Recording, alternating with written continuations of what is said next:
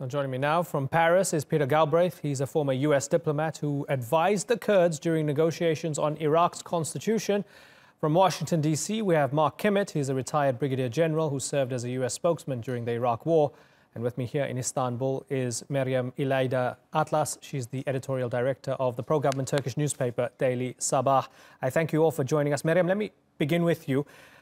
Coming out of the Pentagon, the spokesperson saying, with regards to the YPG, if they carry out military operations of any kind that are not specifically focused on ISIS or Daesh, they will not have coalition support. Let's say, for example, a unit of YPG says, hey, we'll no longer fight ISIS and we're going to support our brothers in Afrin. Then they are on their own. They are not our partners anymore. Do you accept that as reasonable, and do you accept that as a change of policy? Well, this is something U.S. is keeps saying from the very beginning. We are not in a sort of direct intervention in Syria, civil war or something, but we are only fighting with Daesh, and we are asking for Turkish forces as well as Syrian Army and YPG to focus on fighting with ISIS.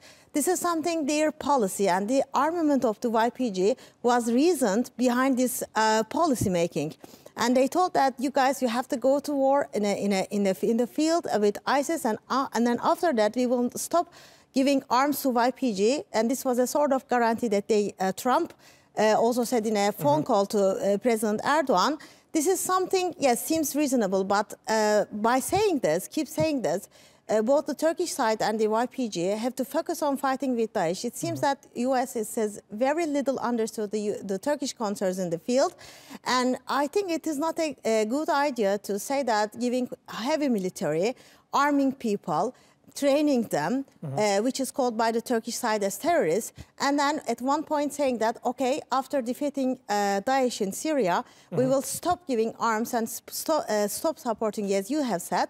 And this is something not reasonable because... Okay, so let me hold on there for a second. Let me bring in General Kimmitt. But General Kimmitt, I want you to listen to something. This is from YPG fighters themselves. This appeared on the BBC very recently. Have a little listen to this video. They're all ready to go and fight in Afrin against the invading force of Turkey. We've been training for a significant amount of time. Tactics that work against any force. We're prepared, and we've been supplied by the YPG to fight against Turkish terrorists. Okay, so Mark Kimmitt, we have this video with YPG fighters, American accented, we don't know their nationality. They're saying, we're going to Afrin, we're going to fight for the YPG against the Turkish forces. And on the other hand, the Pentagon spokesman saying, if any of that is done, they lose our support. What's going on? Well, again, I think it's important to understand, Imran, that the U.S. policy remains and the U.S. authority remains to fight ISIS and ISIS only inside of Syria. We don't have the authority to fight the Assad regime. These forces are focused on the Assad regime. That's why we're not going to support them. It's unfortunate because the Kurds are our allies, but we are there for one purpose, along with our coalition partners, and that's the defeat of ISIS. That's our intent, and frankly, that's the only authority that we have inside of Syria right now. Peter Galbraith, is it worth all the trouble locking horns with Turkey by arming and funding and training the YPG and bringing Turkey into the battlefield now as they are doing so in Afrin? Well, first, I think it's important to understand the history of this.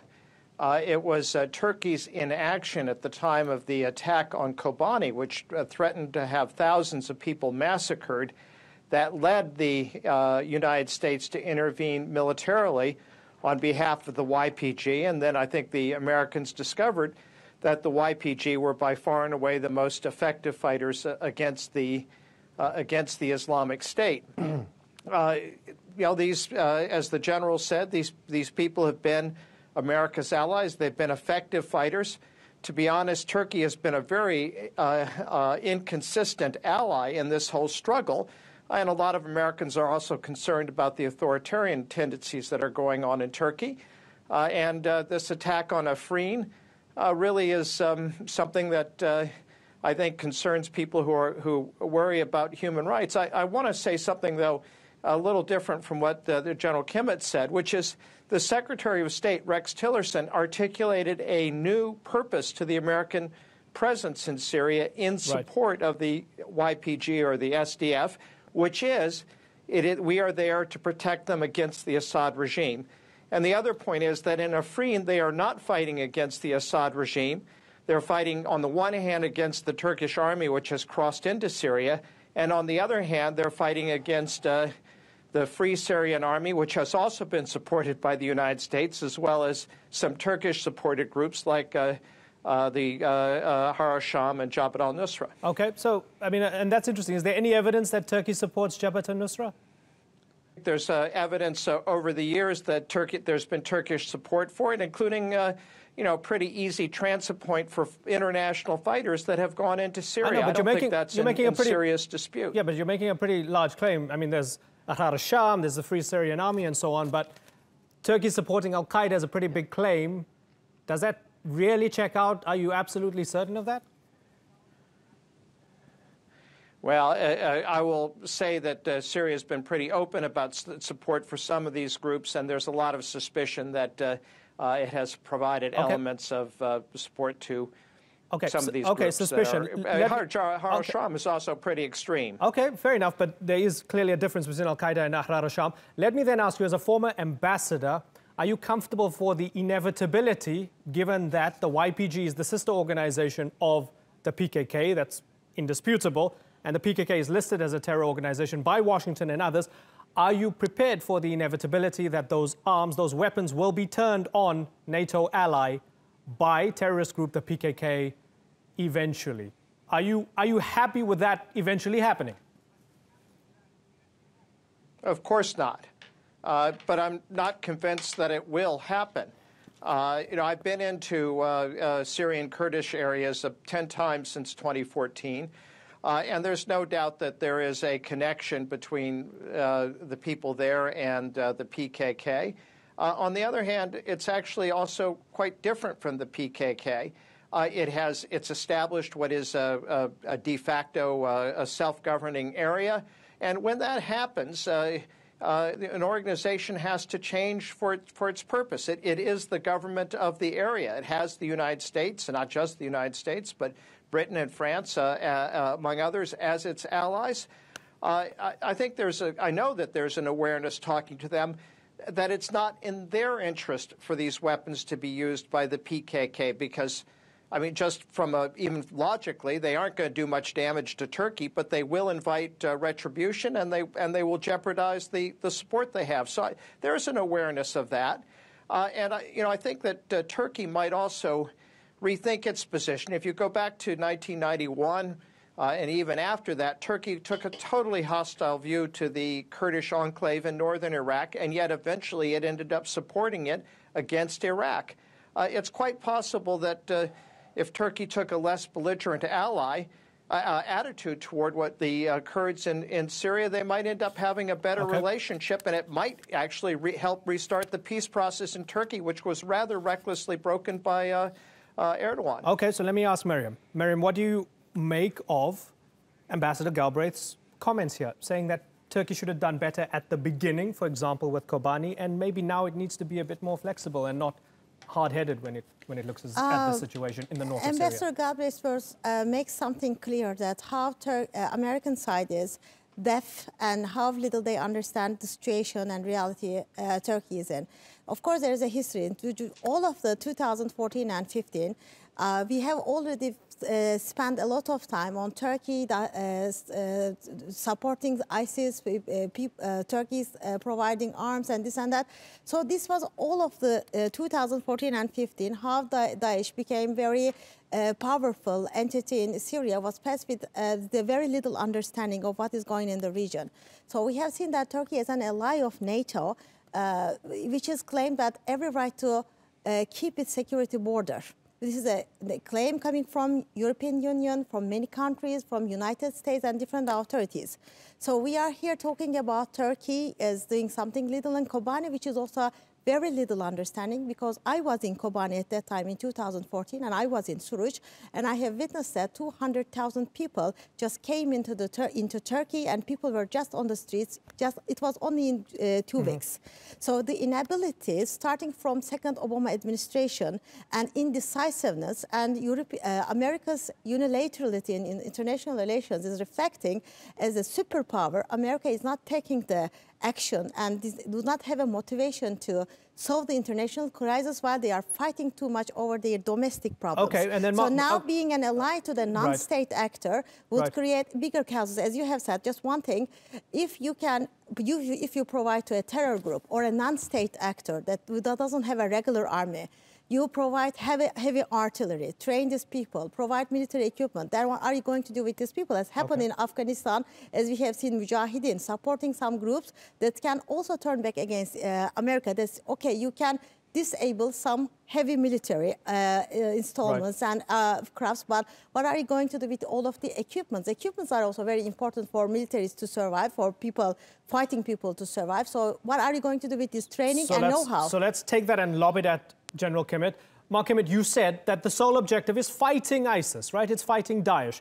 And I guess politically, you arm a bad guy to kill a worse guy, and it's been happening since time immemorial. Are you afraid of blowback? Are you afraid of an Afghanistan-type situation? I'm really not. But first of all, if you'll give me some latitude, I'd like to correct 2 issues that have been said. Number one, Imran, you said that there is indisputable evidence that the YPG is connected to the PKK. That is disputable. It's indisputable. Were the United States be... Certainly. I mean, it is not. The United States, let me finish. Okay, go ahead. If it was indisputable, then the United States military would be in violation of Title 18 of the United States Code. We would be, in effect, providing material support to a foreign terrorist organization through the YPG. When they took over Raqqa and they put Öcalan's picture out there. Let me finish. When they put Öcalan's picture there, or his huge banner in Raqqa, what was that about? They were just fans? Again, if the YPG was in direct support of the PKK, the United States would be in violation of U.S. law. The lawyers have determined that issue about it is... Well, if that's the case, then you should bring a suit into federal court. Now, on the second, if I may finish. Okay, but PYD, I just one question. PYD militants are, sending and freeing the ISIS militants in Raqqa. Have you ever seen this video by BBC? So what is your answer for this? I'm sorry for asking a question. And if I may finish my original point, listen, Ambassador Galbraith has a distinguished diplomatic career. I never want to take on a fight with a person talking about State Department issues. But what I heard Secretary Tillerson say with the new policy is that we would be using these elements of the YPG as part of a stabilization force inside the area east of the Euphrates. I don't think we are in anticipation that those forces would be used in a defense east of the Euphrates against Syrian forces. We have no mandate and we have no authority to fight the Syrian regime at this point. So I think we just need to clarify what we consider to be indisputable and what we consider to be disputable. Okay, Peter Galbraith. Well, General Kimmitt and I heard the Secretary of State differently, because I did hear him say when he was out at the Hoover Institute that in California that the U.S. was going to be there to protect this area against the Assad regime, in addition to being there to combat the Islamic State. Look, in terms of blowback, you can make criticisms of the PYD. You can argue that it's certainly not part of the PKK. You can say that they put up a poster of Öcalan. There are posters of Öcalan there. But in terms of blowback, these are not Islamists. These are followers of somebody from my own state, Murray Bookchin, and they're very much in belief of things like gender equality. They're women fighters. They're women generals. So they have female co-prime ministers. Are you telling me that Marxists never killed anybody in history because they're not Islamist? So because they're Marxists and not you want to Islamists, debate they're about okay. Karl Marx or you know, this whole system's been gone. You know, the Cold War's been over for some time. And, you know, I actually know this area pretty well. I could say that, you know, to your Turkish colleague who was there, perhaps she doesn't understand it very well. But, you know, they were certainly, the PKK certainly were once Marxist. Öcalan was a Stalinist. But, you know, their thinking has changed. It doesn't mean that you would want to embrace them. But parts of what they do are interesting.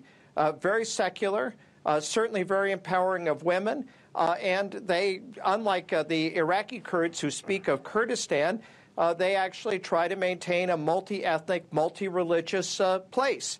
You know, they perhaps are not as democratic as they might be, but what they're doing is interesting, and I don't think that one needs to be worried about blowback, that they're going to try and, you know, go back and reignite a Marxist revolution any place in the world, because, hey, that ideology's dead, and they're not going to become Islamists because they're about as anti-Islam as they could be.